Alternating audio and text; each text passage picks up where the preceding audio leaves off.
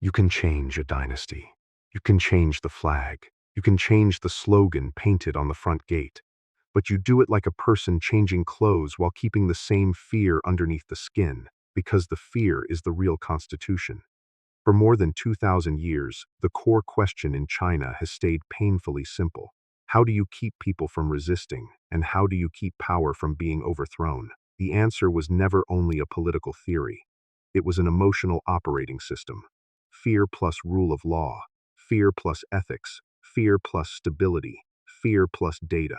And if you think this is only a story about emperors and ancient court scribes, you're lying to yourself. Because the same mechanism shows up in modern life, in families, in workplaces, in online platforms, in the way systems train us to behave before we even realize we're being trained. Let's talk about the hidden self you don't want to admit, the part of you that prefers obedience to freedom because obedience feels safer, the part of you that calls it realism when you're actually just afraid. This video is about how societies build that fear on purpose and then normalize it until it feels like common sense. Welcome to the hidden self. Rise and stand up, but you don't rise by pretending things are gentle. You rise by seeing the machinery. You rise by naming what's been running your nervous system for years. We'll move step by step through a pattern that has survived every regime change, from burning books to algorithmic surveillance, from the whip to the score, from the palace to the phone. You'll see why rule of law in this worldview was never meant to protect ordinary people first, and why ethics was never meant to make citizens independent. It was meant to make citizens usable. And then we'll connect it to something more uncomfortable. Why your world, your country, your organization, your relationship may not look like an empire, but the psychological structure can be identical. Fear as glue, rule as blindfold, order as a cage you learn to call comfort. The first truth is brutal.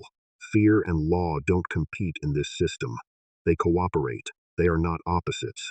They are different instruments of the same orchestra.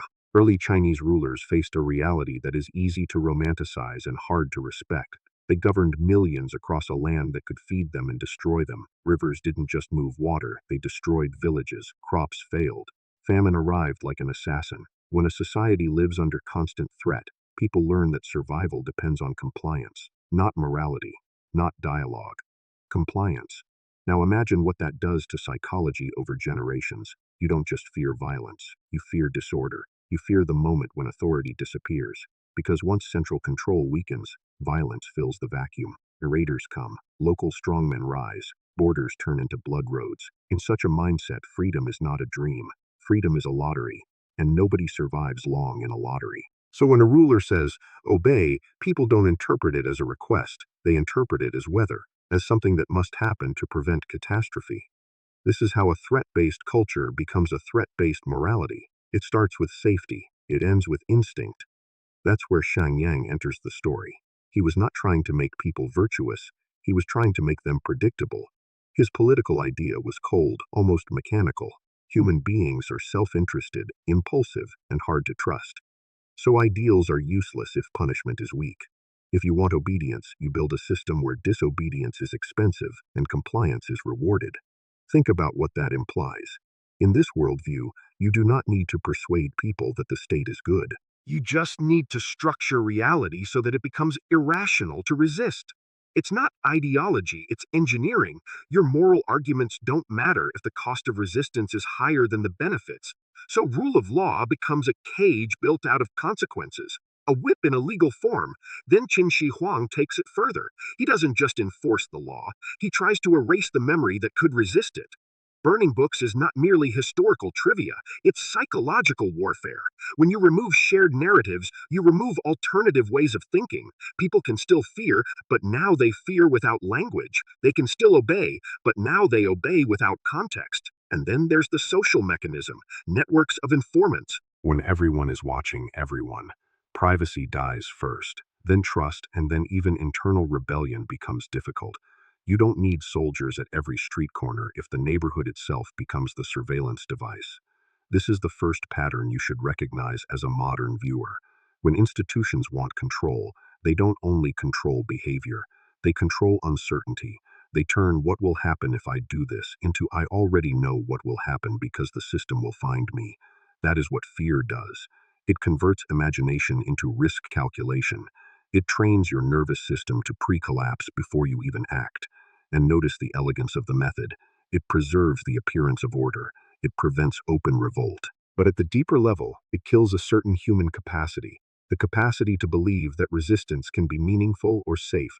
Now, here's where people often misunderstand the Chinese historical arc. They think the system eventually becomes softer and therefore more humane. That's not what happened. It just changed weapons. After Qin collapses under the weight of its own brutality, the Han dynasty inherits the problem. The people were terrified, but terror does not create loyalty that lasts. Terror creates compliance until the fear signal breaks. Then the whole structure becomes brittle, so Han leaders needed something that fear alone couldn't provide: consent, not the consent of free individuals choosing a shared good. Consent of people who have been trained to internalize the reasons for obedience.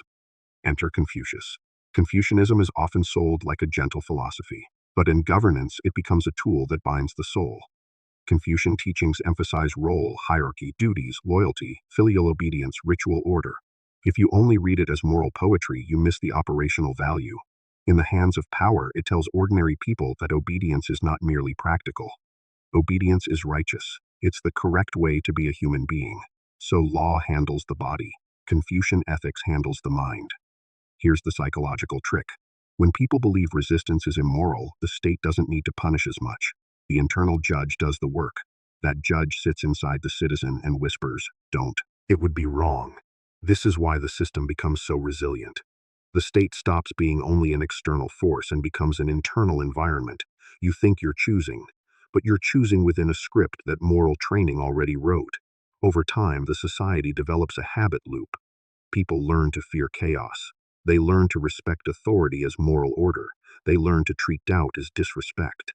And gradually, the population doesn't need direct violence to remain stable. They maintain stability out of identity. That's the second truth. In that model, ethics is not primarily about goodness. It's about preventing dissent by redefining what dissent means. And then the empire repeats itself, not because leaders are stupid, but because the structure is self-sustaining. More than 2,000 years, China doesn't experience a Western-style revolution where a whole system breaks and a new one replaces it. Instead, it's a loop of regime change without a revolution of the governing logic. New faces, new slogans, same mechanism: stabilized through fear, stabilized through conformity, stabilized through silence. When power gets too rigid and oppressive, people explode. You see it near the end of Qin, you see it again later during large-scale collapses. But when the system becomes too soft, too corrupt, too disconnected, people don't automatically become freer. They become nostalgic for control. They start demanding a strong hand because they remember what disorder costs. This is the third truth you need to absorb. Stability is prioritized over freedom because freedom is associated with risk in the collective memory. So the empire swings. Soft to hard, open to crackdown, promise to repression. Not because leaders suddenly learn morality or suddenly betray it, because the society itself is trained to react to uncertainty by seeking stronger control. The system adjusts to meet the population's fear, and the population's fear adjusts to meet the system. A cycle like that doesn't require constant brute force. It requires psychological predictability. It becomes easier each time because people already know the pattern. When the state tightens, be quiet. When the state loosens, prepare to be caught later anyway. Now, let's get more explicit about what this system actually is. It's not just emperors and laws.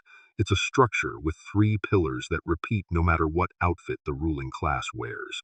First pillar, the ruler, treated as the center of order, the symbol of absolute authority. Whether you call him emperor, party leader, or supreme, the function is the same. One source of truth. One identity that the rest of the country orbits. Second pillar, officials and bureaucrats as loyal instruments. They aren't just administrators, they are connectors between the center and every village. From examinations to party committees, the selection mechanism is designed to create dependency, and the loyalty is cultivated not by love, but by fear and benefit. Third pillar, social stability itself, made into a sacred goal. In political language, it sounds like protecting citizens. But in practice, stability means preserving the hierarchy. It means keeping potential chaos from becoming real rebellion. Now notice what this structure does to ordinary people. It removes the possibility of change that comes from bottom-up legitimacy. People are expected to adapt, not to influence the direction of the system. In such a setup, law doesn't sit above authority. Law is shaped by authority. The state doesn't pretend to be neutral. It is openly directional. The system is designed to protect the ruling logic, not necessarily to protect individual rights. And if you believe this is only about ancient China, you're choosing comfort over clarity. Because every system that fears loss of control ultimately does the same thing. It doesn't matter if it uses classical scrolls or modern software. It matters what the system wants: obedience, predictability, low-cost stability. That brings us to modern times, and here's where it becomes even more relevant to the hidden self in 2026. In the 20th century, Mao accelerates the fusion of political control and mass participation. People weren't only forced to obey, they were forced to participate in the oppression. Informants became crowds. The state didn't just watch, it trained people to attack their neighbors in the name of correctness. You burn knowledge in a square. You shame intellectuals publicly. You rebuild social identity through fear and humiliation. Psychologically, that is a genius brutality. It destroys independent thinking by breaking social bonds. When your community becomes the weapon, you can't retreat into trust. You also can't protect others without risking your own survival. Then Deng Xiaoping appears and changes the temperature. This is important. The system didn't abandon control, it upgraded it. When Mao's violence is too expensive, you replace the whip with a carrot that also functions as a leash: economic incentives, market reforms, private opportunity under party supervision. People are allowed to chase money, and in doing so they become easier to manage because their survival depends on permissions and their future depends on stability. The threat doesn't vanish, it changes form. Fear becomes commercial. It becomes tied to licenses, housing registration, job prospects, social standing, access. If you misbehave politically, your life might not be destroyed by violence. It might be strangled by paperwork and lost opportunities. So you still live under fear, but it arrives as bureaucracy. It becomes softer, more plausible, harder to fight, because it doesn't look like a prison. It looks like life administration. And then the next upgrade arrives, the digital layer. This is where fear stops being only a social relationship and becomes a system output. In the old model, fear relied on human watchers. In the new model, fear relies on data pipelines, phone usage, camera footage, platform behavior, payment history, location records. The system doesn't need to find you in a street alley. It finds you in patterns. So you become guilty by probability. You become suspicious by deviation. You become punished by algorithmic risk categories that feel invisible because they are hidden inside software. This is the fourth truth. Modern control turns fear into something you self-generate. The most dangerous part is not that someone is watching, it's that you start watching yourself. You start asking, what data did I leave? You start adjusting your behavior to avoid leaving traces that could be interpreted as deviance. You don't need to be directly threatened. The possibility of tracking is enough. And when people internalize that, repression doesn't need to look dramatic. It can be quiet, it can be bureaucratic, it can be the refusal of access, it can be the reduction of trust, it can be the delay of a benefit, it can be the invisibility of opportunity. This is how a system governs without announcing itself as a prison. Now let's pause, because this is where the hidden self in you may start resisting. You might think, that's China. That's dictatorship. That's not my life. But if you've ever lived under a performance evaluation system that shapes your behavior, if you've ever feared losing your job, if you've ever felt controlled by platform rules you didn't understand, you are not outside this logic. The mechanism can be identical, even when the imagery changes. If you have ever modified what you posted online because you feared consequences, you have practiced fear-based self-censorship. If you've ever stayed silent in a meeting because the culture punished dissent subtly, not with violence, but with exclusion, you participated in an ethics-based obedience system. Fear doesn't only wear uniforms, it wears social norms, it wears professionalism, it wears HR language, it wears company values, it wears we are all a family, it wears we care about diversity while still penalizing the wrong kind of speaking. The hidden self doesn't always want chains. Sometimes it wants comfort, sometimes it wants acceptance, sometimes it wants the approval that comes from not rocking the boat. And systems know that. They exploit the human need to belong. They turn belonging into leverage. So when you hear rule of law in a fearful empire, don't think only about courts. Think about compliance incentives. Think about how rules shape identities. Think about how legal language can become a moral wrapper around control. And when you hear Confucian values, don't romanticize it. Think about role-based obedience as emotional training. Think about how moral teaching can make citizens feel that dissent is a character flaw, not an opinion. This is also why revolutions often fail to change everything. If you only change the leaders but keep the fear-based psychological structure, the cycle continues. The system isn't only in institutions, it's in the mind habits of the population. So how did the empire avoid breaking over centuries? It didn't only use ideology and punishment. It used geography and chronic threat as an emotional teacher. The Yellow River, described as both nourisher and destroyer, becomes a metaphor for a civilization that never fully trusts stability. When your environment can kill you in a season, you treat disorder as always possible. When invasion from the north is always present, you treat central weakness as existential. That's why power concentration isn't just strategy, it becomes culture. A ruler must be strong, a center must be secure, control must be ready, and this creates a profound psychological contradiction. People become dependent on the same authority they fear. They accept harsh governance because they believe any weakness will lead to catastrophe. This becomes a political religion. The ruler is the father of order. The state is the guardian of survival. To question, it feels like inviting death. Now compare this to a modern mind. Many people today do not face invaders on horseback, but they do face uncertainty. They face economic volatility. They face social media storms. They face job instability. They face constant informational threat.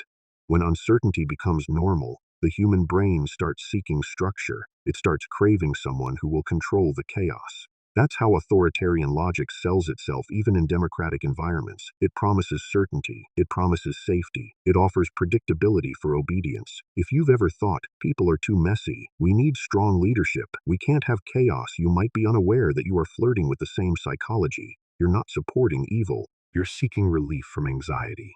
But relief from anxiety is still a form of surrender if the surrender is automatic. This brings us to the deeper lesson. Fear and rule can become a shared bargain. Citizens trade freedom for stability. Rulers trade legitimacy for control. Everyone participates because